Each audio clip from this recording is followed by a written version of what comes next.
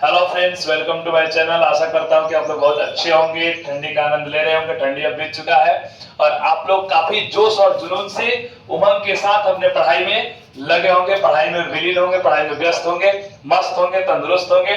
और आज हम लोग फिर से एक नया वीडियो और नए टॉपिक के साथ मिलेंगे इस चैनल पर, जिस टॉपिक का नाम है भाषा, जो व्याकरण का एक मुख्य हिस्सा है। ठीक है, भाषा को जानना बहुत जरूरी है क्योंकि भाषा से ही हमारा शुरुआत होता है।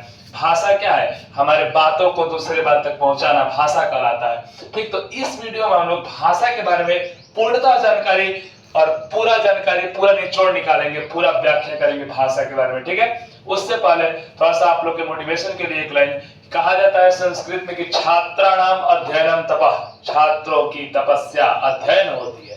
छात्रों के लिए अध्ययन ही तपस्या है, पढ़ाई ही आप लोग की तपस्या है। इसलिए पढ़ाई को छोड़िए मत, पढ़ाई में विलीन रहिए, पढ़ाई को एकदम मन से कीजिए। और बिना देरी के चलते हैं अपने टॉपिक पर, भाषा। तो चलते हैं सीधा अपने टॉपिक पर, जो हमारा टॉपिक है भाषा। ठीक है, सबसे पहले हम लोग जानेंगे कि भाषा किसे कहते हैं, मतलब भाषा का परिभाषा हम लोग सबसे पहले जानेंगे। ठीक है, तो देखते हैं। भाषा वह माध्यम या साधन है जिसके द्वारा मनुष्य अपने विचारों, भावों या संदेशों को बोलकर या लिखकर दूसरों तक पहुंचाता है और दूसरों के विचारों को समझता है, उसे भाषा कहते हैं। देखिए, इतना लिखा गया है लेकिन बिल्कुल इसका अर्थ छोटा सा है। हम अपने बातों को दूसरे किसी व्यक्ति के पास जिस माध्यम से पहुंचाते हैं उसको भाषा कहते हैं। वो जो माध्यम होता है उसी का नाम भाषा है। जैसे हमको मान लीजिए यदि कहीं जाना होता है तो किसी माध्यम की आवश्यकता होती है, साइकिल की, मोटरसाइकिल की, उस पर बैठकर हम लोग जाते हैं। उसी तरह से हमारा अपना बात जब किसी दूसरे से कहना होता है तो हमको एक माध्यम की आवश्यकता होती है और उसी माध्यम का नाम है भाषा।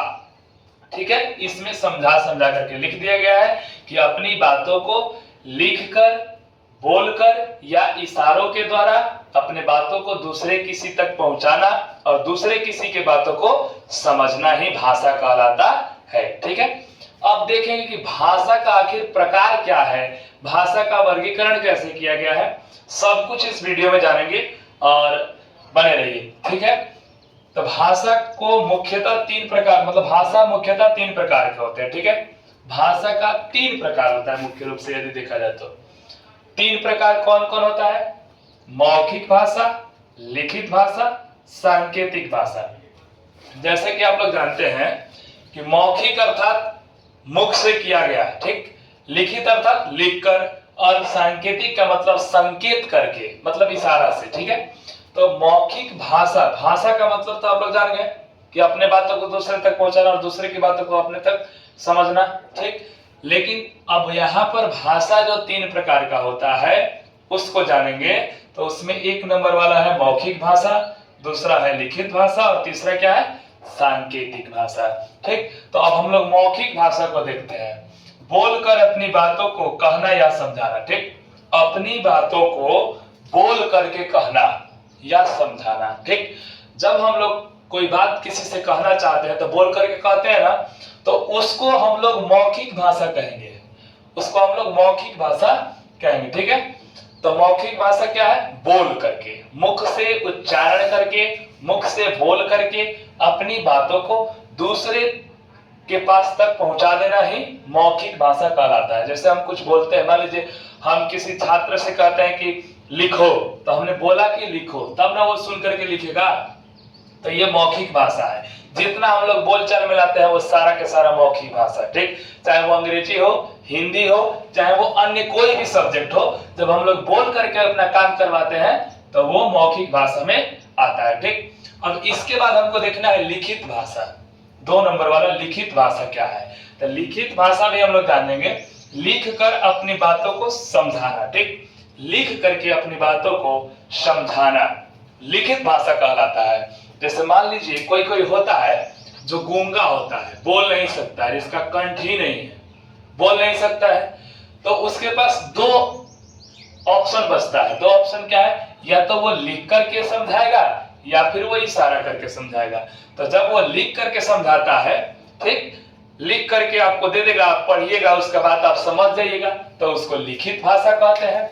चाहे मान लीजिए कोई गूंगा है चाहे नहीं है, कोई रिपोर्ट है, कोई एप्लीकेशन है, वो लिख करके आपने दिया और प्रिंसिपल ने पढ़ा, कोई मास्टर ने पढ़ा और समझ गया आपकी बातों को, तो वो कौन सा भाषा है? लिखित भाषा है। बात समझ में आया? तो लिखित भाषा मतलब लिख कर अपनी बातों को समझाना, दूसरों तक पहुंचा देना, लिखित भाषा कहलाता है। ठीक है, पहला मौखिक भाषा, दूसरा लिखित भाषा।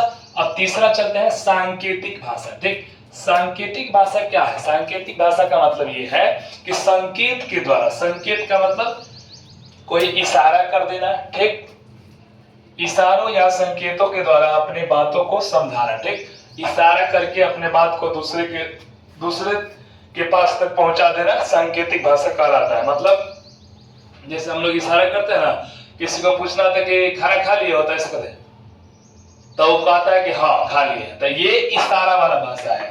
तो जब हम लोग इशारा करते हैं, चाहे किसी की ओर संकेत करते हैं कि वो देखो, ठीक, तो ये सब सांकेतिक भाषा है। बात समझ में आ गया? मौखिक भाषा मतलब बोल करके समझाना, लिखित भाषा मतलब लिख करके समझाना, और सांकेतिक भाषा का मतलब हुआ इशारा के द्वारा अपनी बातों को दूसरे तक पहुंचाना या फिर दूसरे की बातों को खुद समझ लेना। ठीक, यहाँ पर हमारा भाषा समाप्त होता है। भाषा में इतना ही है, भाषा में इसके अलावा और दूसरा कुछ जानने के लिए जानकारी नहीं बची। यदि आप लोग को यह वीडियो पसंद आया हो तो वीडियो को लाइक करें, कमेंट करें, शेयर करें। जय श्री राम। मिलते हैं फिर अगले वीडियो में। धन्यवाद।